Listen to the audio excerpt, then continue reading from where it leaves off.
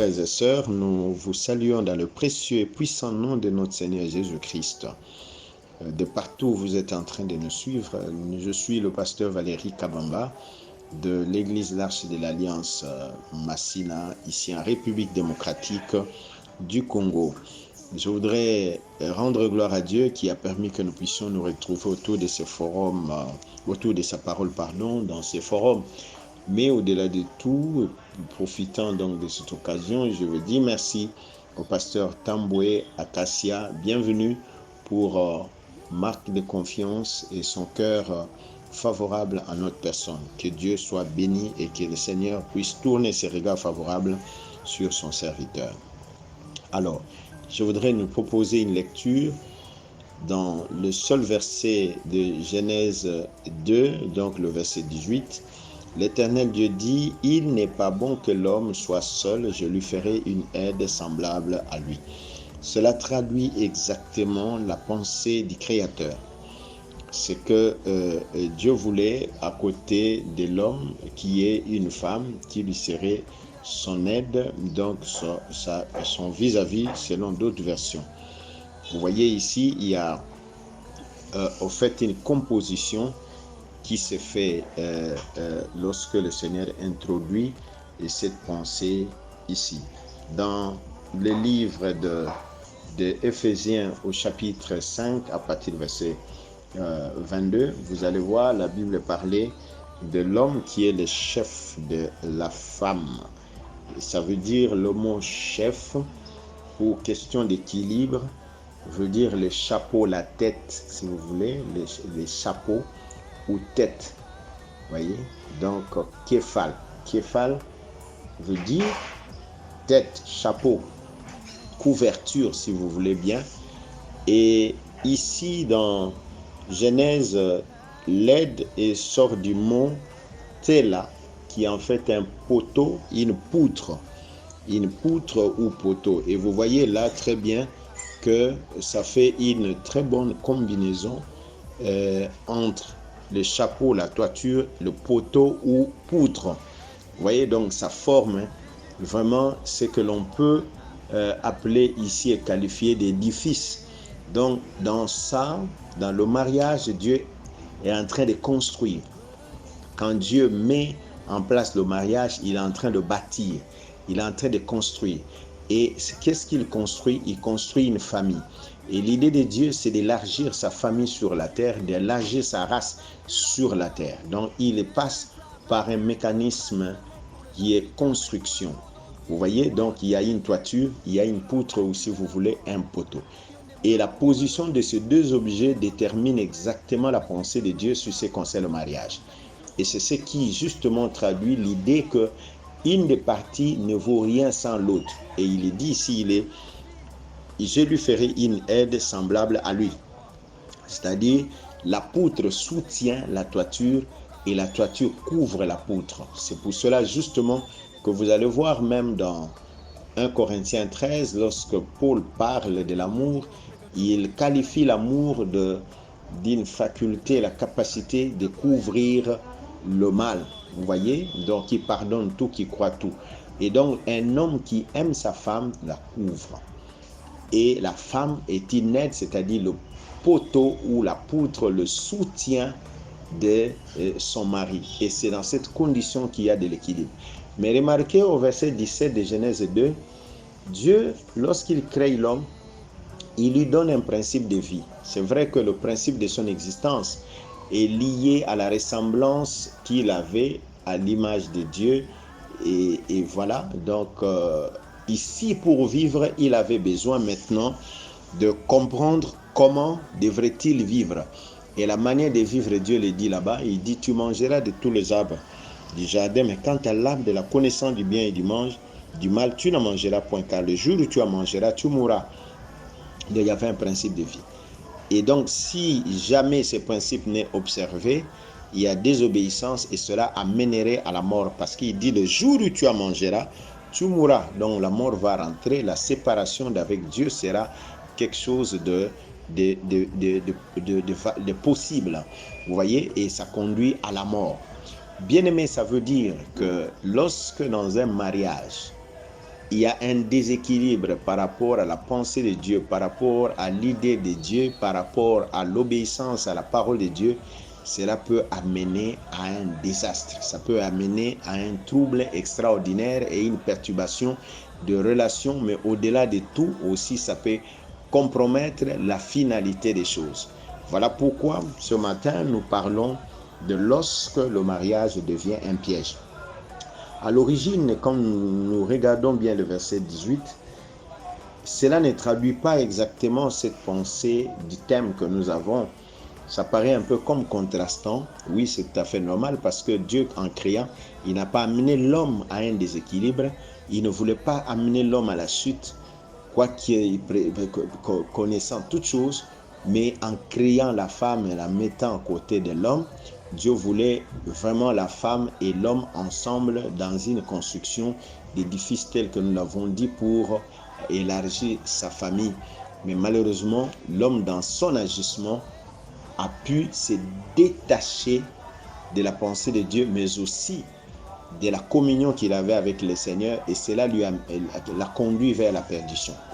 Vous voyez? Et c'est cette pensée que nous devons avoir aussi pour ce qui concerne notre vie d'aujourd'hui en ce qui concerne le mariage. Ce sujet du mariage concerne aussi bien le marié que les célibataires. Et je vais dire célibataires, mais au-delà de tous ceux qui n'aspirent pas au mariage. Tous sont concernés. Serviteurs de Dieu, servants de Dieu, mariés ou non mariés, parce que d'une manière ou d'une autre, chacun de nous, quel que soit son statut, il joue un rôle dans le mariage et surtout dans la finalité que cela pourrait avoir dans la vie d'un homme. Vous savez que le mariage est un facteur très important, une institution, selon Dieu, comme nous l'avons vu, pour élargir sa famille. Mais au-delà de tout, ça permet aussi aux uns aux autres de se représenter de l'image que l'Église, de la relation de l'Église avec le Christ, et qui justement nous traduit une grande pensée de la finalité de notre existence terrestre. Et il est possible qu'un mariage qui a pourtant bien commencé puisse mal finir. Mais ce n'est pas seulement du seul but du mariage, mais c'est pour un but final même de l'existence de l'homme, donc la vie de l'homme. Quand un mariage a échoué, est-ce qu'il échoue seulement parce qu'il est mariage, il a échoué, ou en échouant, il peut aussi jouer négativement sur la vie de l'homme ou son éternité? Il est vrai que le mariage a un impact sérieux en ce qui concerne l'éternité de l'homme. Pasteur, marié ou non marié, vous êtes témoin d'une certaine manière, vous êtes impliqué dans un processus de mariage et surtout des unions ou de couples que vous initiez, vous amenez au mariage, à la bénédiction du Seigneur. Vous êtes d'une manière ou d'une autre responsable ou si vous voulez témoin. Et au-delà de tout aussi, je peux me permettre de le dire, responsable par les conseils que nous donnons. Et certains conseils peuvent, dans une certaine mesure, écarter certaines personnes de la voie droite de Dieu et vous-même être aussi l'objet d'une réclamation auprès du Seigneur à cause de vos actes que vous aurez posés qui auraient amené les gens à la destruction de leur existence. Donc, nous devons faire beaucoup attention. C'est un sujet vraiment très délicat et ça nécessite que les hommes de Dieu puissent être prudents. Il y a plusieurs allusions dans la Bible où nous voyons que le mariage a été un piège. Quand est-ce qu'un mariage peut devenir un piège? Pourtant, il peut bien commencer. Il y en a plusieurs comme ça, c'est sous pompe. Nous avons vu les gens, et le pasteur Joseph nous a entretenu ici sur le thème du mariage. C'est un privilège, mais aussi une responsabilité. Oui, souvent nous nous limitons seulement dans la dimension de privilège. Nous ne voulons pas voir du côté des responsabilités. Et cette responsabilité, c'est à tous les niveaux. Au niveau de l'Église, en tant que pasteur, qui amène ces jeunes gens ensemble, qui amène l'homme et la femme ensemble devant le Seigneur pour réclamer et demander la bénédiction de Dieu sur les réunions. Et au travers des conseils aussi que nous leur donnons, au-delà de tout, il y a aussi le suivi que l'on peut exercer sur les couples mariés et tout. Ça, je parle de pasteur. Et de ce point de vue, nous devons faire beaucoup attention et savoir comment. Et aussi, nous-mêmes en tant que pasteurs, hommes de Dieu et femmes ou servants du Seigneur, mariés, nous devons savoir que dans notre manière de gérer notre relation de mariage, ceci peut ouvrir justement une porte qui amène les gens à la perte de leur salut, que vous le voulez ou non. C'est vrai, nous avons vu certaines personnes. Qu'est-ce qui arriverait si quelqu'un, enfant de Dieu, servante ou serviteur de Dieu, arrivait à mettre terme au mariage selon ses propres convictions parce qu'il estime que la femme ou l'homme avec lequel il s'est engagé, ce n'est pas selon elle ou selon lui, c'est lui qu'il devait avoir. Qu'est-ce qui arriverait? Quelle est la pensée de Dieu par rapport à cela? Cette personne est-elle encore en accord avec Dieu ou commet-il un péché? C'est autant de questions que l'on peut se poser et c'est à travers ces choses que nous voyons les pièges auxquels peut être soumis ou exposé le mariage. Lorsque le mariage devient un piège. Nous avons un cas d'un mariage qui est devenu un piège. Je voudrais lire avec nous dans Acte 5.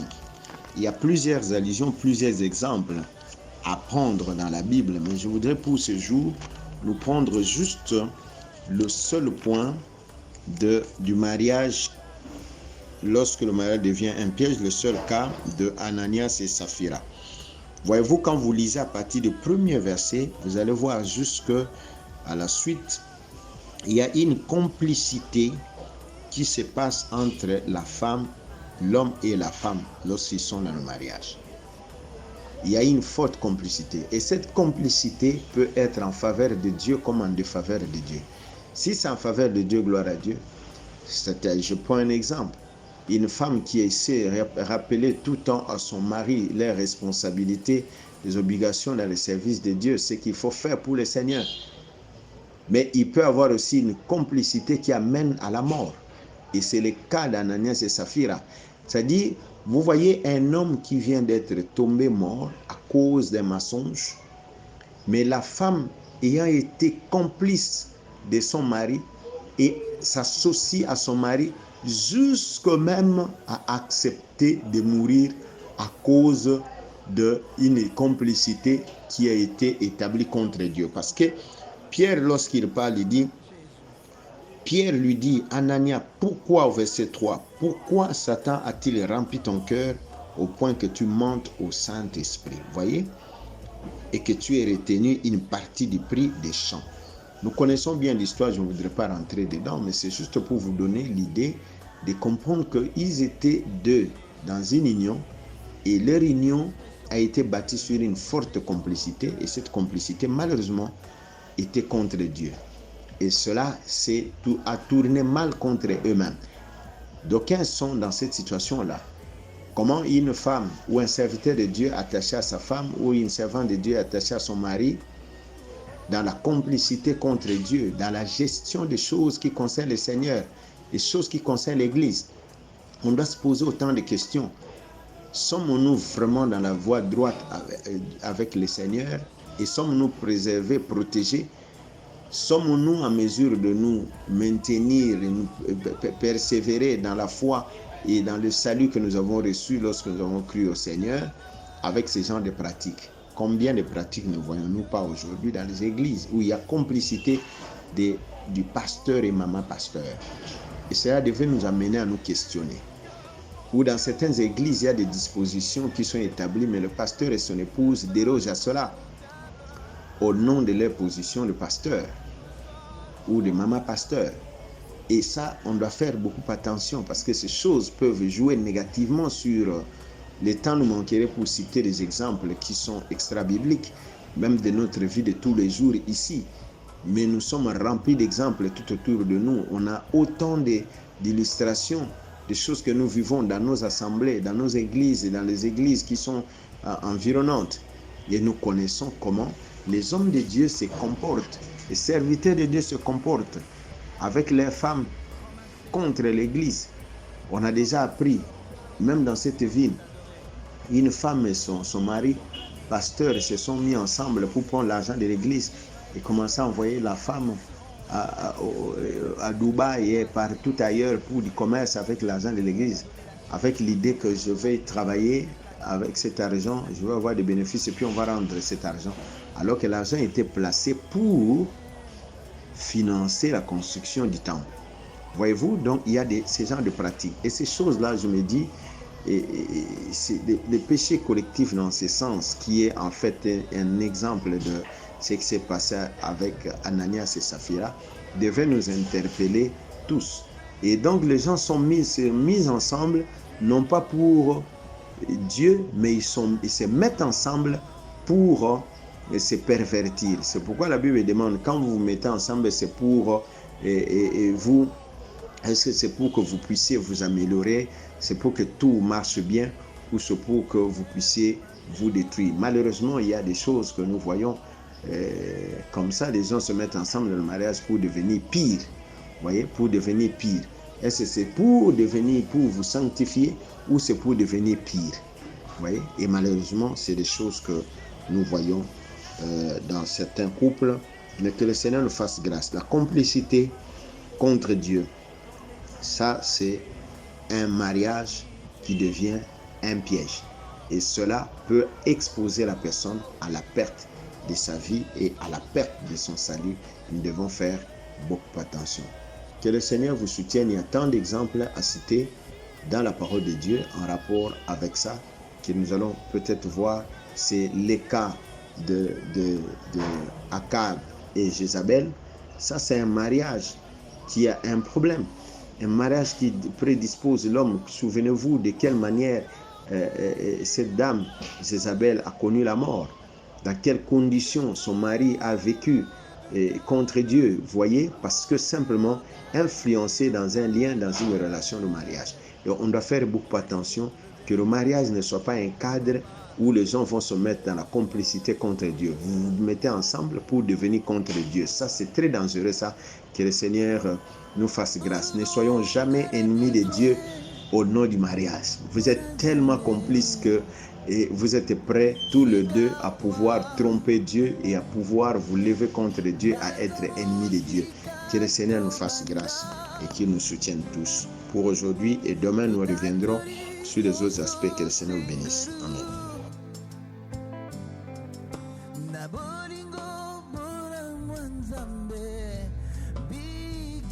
Bien-aimés frères et sœurs, nous vous saluons dans le précieux et puissant nom de notre Seigneur Jésus.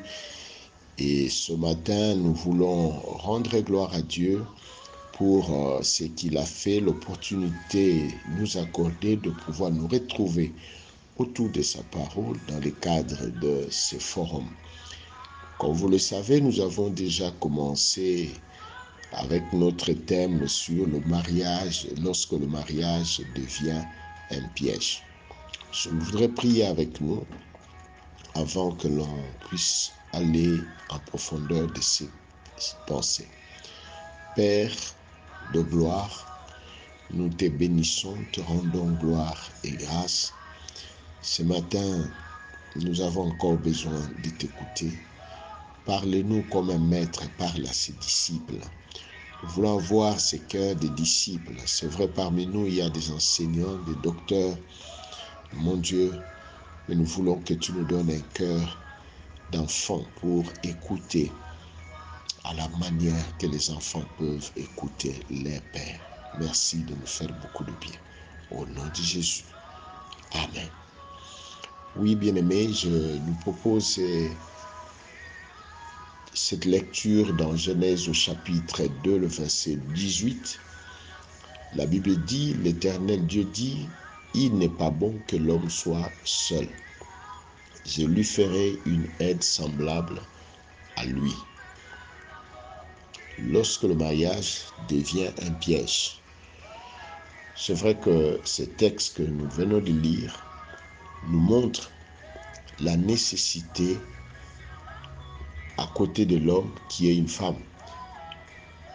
Et Dieu a créé l'homme et la femme, comme nous l'avons vu dernièrement, dans le but de pouvoir étendre sa race sur la terre.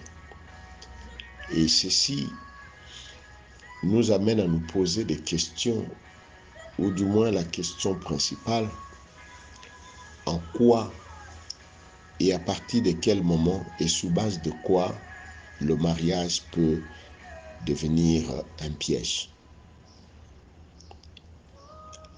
Un rajout à cette question, c'est comment le mariage peut devenir un piège. Est-il possible que le mariage à un moment donné devienne un piège? Et lorsque nous disons le mariage devenu piège, ça veut dire que c'est une action qui s'observe dans les temps. Pourquoi dans les temps? Parce que tout au début, lorsque les hommes sont unis, ils sont unis comme étant des enfants de Dieu. Comme vous le savez, le mariage n'est pas chrétien parce qu'il est célébré à l'église. Non, il est chrétien parce qu'il amène en union deux personnes qui sont enfants de Dieu, qui sont donc chrétiens. C'est de ce point de vue-là qu'un mariage est chrétien. Il n'est pas chrétien par le fait qu'il soit célébré à l'église ou qu'il soit célébré par X, Y, Z serviteurs de Dieu, mais il est chrétien parce qu'il unit deux personnes qui ont donné leur cœur à Jésus-Christ. Ça, c'est le point fondamental. C'est pour cela que vous allez voir apôtre Paul même conseillant et recommandant ceux qui se trouvant dans des conditions seules de se marier, et surtout dans les cas où l'un ou l'autre des conjoints a été pris par le Seigneur, il dit, c'est lui qui reste, ou l'autre peut se marier, mais toutefois que ce soit dans le Seigneur. Dans le Seigneur. C'est très important. Nous avons l'exemple du mariage d'Isaac avec Rebecca. Vous allez voir le serment qu'Abraham a fait faire à Eliezer de Damas d'aller chercher la femme pour son fils. Et il a donné même l'orientation, l'endroit, si vous voulez, vers un peuple. Et ce peuple n'était rien d'autre que son peuple à lui. Donc, dans notre contexte d'aujourd'hui, nous sommes fils d'Abraham par la foi en Jésus-Christ. Et donc, un vrai mariage chrétien devrait être observé, vécu entre deux chrétiens. Et donc, dans la foi en Jésus-Christ. C'est l'élément important. Il arrive malheureusement que dans nos églises, nous puissions célébrer soit par inadvertance ou parce que il y a eu un arrangement. Et peut-être que même le pasteur trouve un intérêt particulier dans ce genre d'union où on peut amener au mariage un chrétien ou une chrétienne avec quelqu'un qu'on connaît très clairement, qui ne connaît pas le Seigneur, mais parce que ou à cause de ce moyen, on l'amène en relation, sinon au mariage avec un enfant de Dieu. Ce sont des choses à déplorer et c'est très triste parce que les conséquences de cela ne tardent pas. Et je crois en tant que serviteur de Dieu, vous avez observé et vécu ce genre de choses. Malheureusement, nous sommes devenus des postes faits pour dire plus tard, ah, n'avais-je pas dit? J'avais vu, plutôt que de dire même. Et d'autres disent, j'avais vu ça, qu'il ne fallait pas. Mais je ne voulais pas leur dire ça. Mais voilà, le pire est arrivé après les avoir unis dans ce sens. Nous parlons de ça parce que lorsque les prémices ne sont pas saines, la Bible dit, la masse le sera aussi. Et nous devons faire beaucoup attention. La pensée du Créateur au départ est claire. Faire de la femme une véritable aide de Dieu, qui lui sera son vis-à-vis, son semblable bien entendu, mais c'est celle qui l'appuie. Nous avons vu dernièrement la pensée de l'édifice Tséla et Képhal, c'est-à-dire poutre et la couverture. Mais si ces deux objets ne sont pas bien agencés, ça crée un problème. Et l'agencement se fait dans la manière d'entrer dans cette union. Si ça n'a pas été très bien fait, ça pose déjà aussi un vrai problème. Alors, quand est-ce qu'un mariage devient un piège? Premièrement, c'est lorsque ce qui était supposé marcher selon les prescrits et les directives de Dieu ne l'est plus à cause de l'attitude des mariés eux-mêmes. Ils décident de se séparer de Dieu. Nous voyons ça à travers plusieurs choses.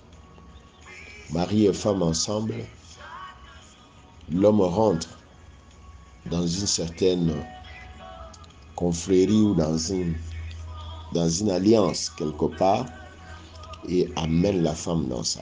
Ils ont été bénis de Dieu tout au début. Et le Seigneur a commencé à marcher avec eux. Il arrive à un certain niveau de responsabilité. On lui dit, il faut que tu prennes ceci, tu prennes cela. Et les deux s'attachent à ça. Nous connaissons ces pratiques qui existent. Nous, particulièrement dans notre pays, et aussi dans certains endroits où il y a des initiations qui se font comme ça de manière facile. Dans de familles, on vous dit, même si vous priez, ça n'a pas un problème. Vous devez prendre ça chez nous lorsque vous vous occupez cette position, ce niveau de responsabilité, vous avez besoin d'être protégé. Et les gens s'écartent de Dieu. La personne qui devait aider l'autre, ce soit son conjoint et sa conjointe. Mais malheureusement, on voit venir ces choses, même la conjointe ou le conjoint rentre dans ça. Pourquoi? Parce qu'on veut tirer les gains qui sortiraient de cette pratique qui malheureusement met la personne en séparation avec Dieu. Même certains hommes de Dieu sont tombés dans ce genre de pièges. Ils ont commencé et c'est dedans. Plutôt que la maman pasteur ou le pasteur lui-même dise cette pratique, ce n'est pas bien. Mais ils vivent dans ça parce que, voilà, ils gagnent, ils tirent dans ça un avantage quelconque. Et c'est pour cela que vous allez voir dans certains couples, foyers, l'occultisme prendre place.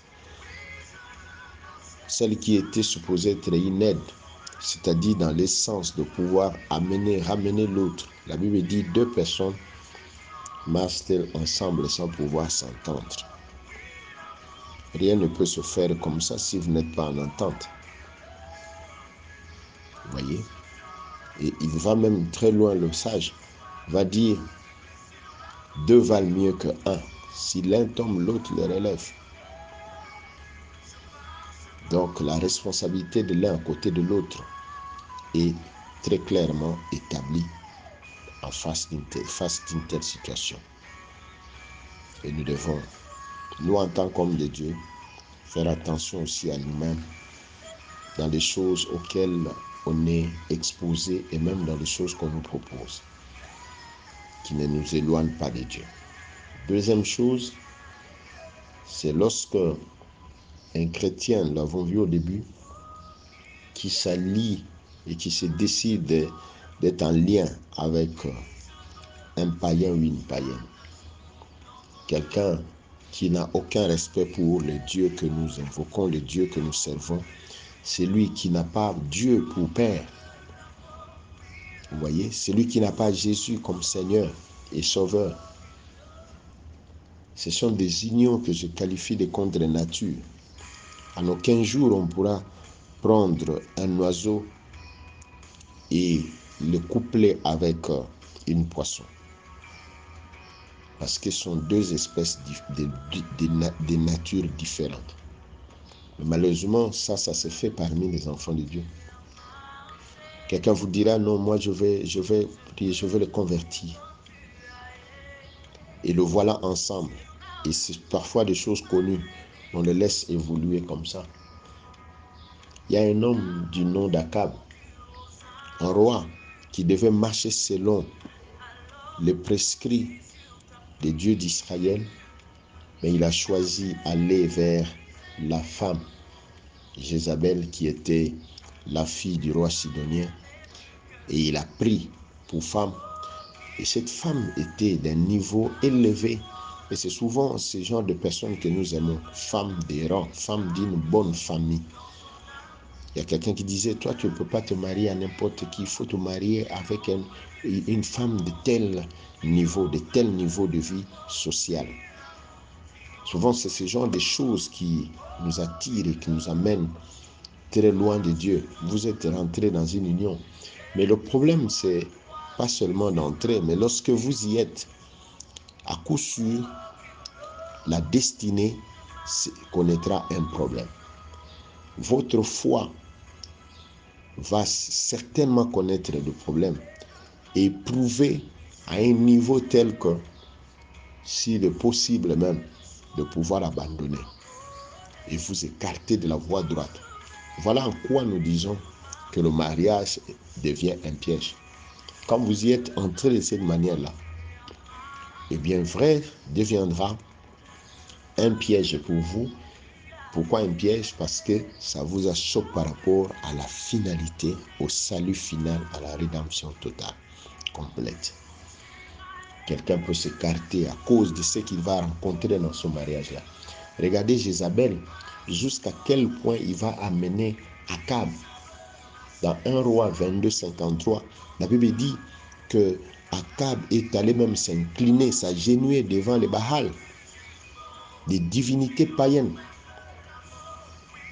à cause de cette influence qu'il a reçue de cette femme qu'il avait épousée, qui a mené les dieux de ses pères. Et ce sont des choses que nous observons, et même certains hommes de Dieu qui veulent à tout prix, lorsque il est question de se décider pour le mariage, de trouver une femme d'une telle famille, et vous allez rencontrer un beau-père qui est aussi impliqué dans des choses qui ne sont pas propres, et qui initie son petit-fils, son beau-fils. Nous avons vu des choses comme ça. Et nous devons faire beaucoup attention. Ces choses vont vous séparer de Dieu, et le fait de vous séparer de Dieu va controverser votre rédemption finale. Troisième chose, lorsque vous vous mariez avec quelqu'un d'une opinion opposée, vous vous êtes bien marié, mais depuis, vous êtes dans une opinion totalement opposée. Dans vos réflexions, dans tout ce que vous faites, mais quand vous êtes déjà marié et femme, et que vous ne vous accordez jamais depuis le début, cela va vous amener à des remords. Vous allez développer certains mécanismes de défense de soi et qui seront malheureusement contre la pensée de Dieu sur le mariage étant dans le foyer. Vous devenez hypocrite, vous ne savez pas dire des choses clairement. Quelqu'un disait un jour, il commençait même à demander, c'est un pasteur qui racontait cette histoire, que l'un ou l'autre commence à désirer la mort pour que finalement il puisse se sentir dégagé, libéré pour pouvoir aller dans une autre direction. Pourquoi? Parce qu'il s'est attaché avec quelqu'un qui n'est pas de bon cœur.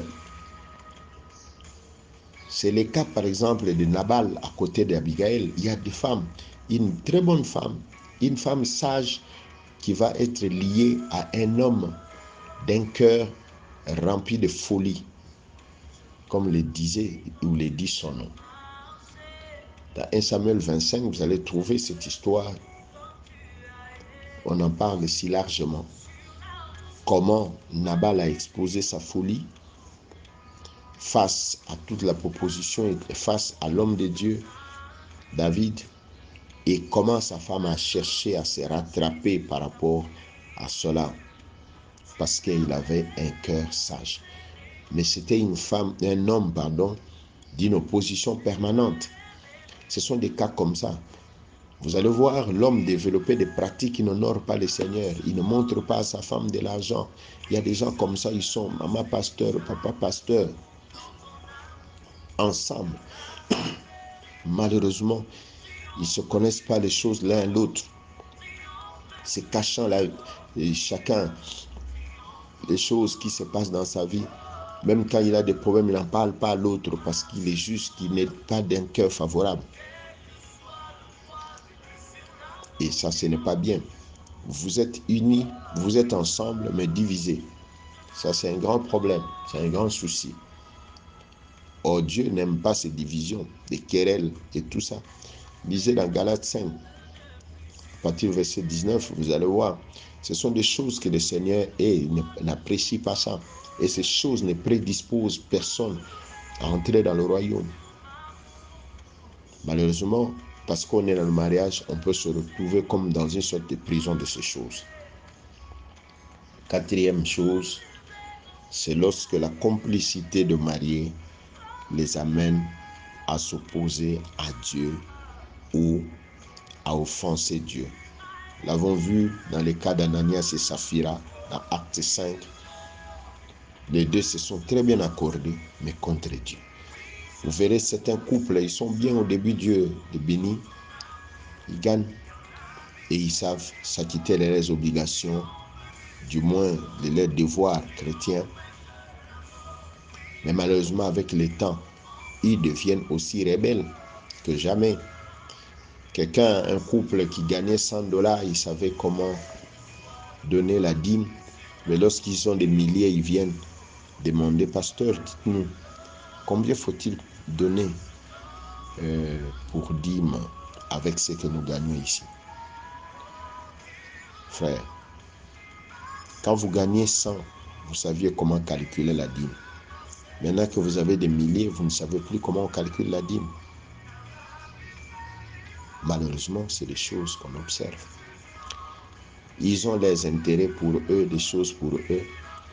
Et lorsqu'il s'agit de donner la dîme, de donner offrande une assistance pour l'avancement de l'œuvre, c'est la femme qui se lève, celle qui était supposée être une aide pour dire « Non, ça on va faire ça plus tard. Faisons d'abord ceci et ce qu'on fait c'est les besoins personnels et tout ça. » Dieu n'est pas contre que vous fassiez ce qui est à vous, que vous puissiez vous donner aussi la joie de ce qu'il vous donne. Mais lorsqu'il y a un engagement avec Dieu, apprenons à honorer cela et ne nous liguons pas contre Dieu. Que le Seigneur vous bénisse, fasse beaucoup de bien. Comment faire pour sortir de cette situation? Eh bien, prions le Seigneur, soyez attachés à Dieu et que Jésus-Christ soit au centre de votre foyer et que la parole de Dieu soit là, la parole qui vous guide, qui vous oriente dans votre foyer. Que la parole de Dieu soit un guide de votre foyer. Ayez la méditation de la parole comme fondement base de votre union. Souvent, ça m'étonne, il y a des couples. Mari et femme ne prient jamais ensemble. C'est un problème, ça. Et voir parmi le pasteur, c'est grave. C'est pas possible. Ils dorment ensemble. Ils se réveillent là, ensemble, mais ils ne prient jamais ensemble. L'un dort à son heure, l'autre aussi. C'est vrai qu'il y a une expérience personnelle dans la vie chrétienne, mais on peut avoir l'autre aussi à ses côtés pour le soutenir, l'appuyer. Pour votre famille, vous pouvez vous lever aussi ensemble, prier ensemble. Quand vous faites tout ensemble, vous avez la possibilité aussi ensemble de gagner toutes les sollicitations qui viennent devant vous. Que le Seigneur vous soutienne, que nous puissions aller dans ce sens-là, priant le Seigneur ensemble, cherchant le Seigneur ensemble.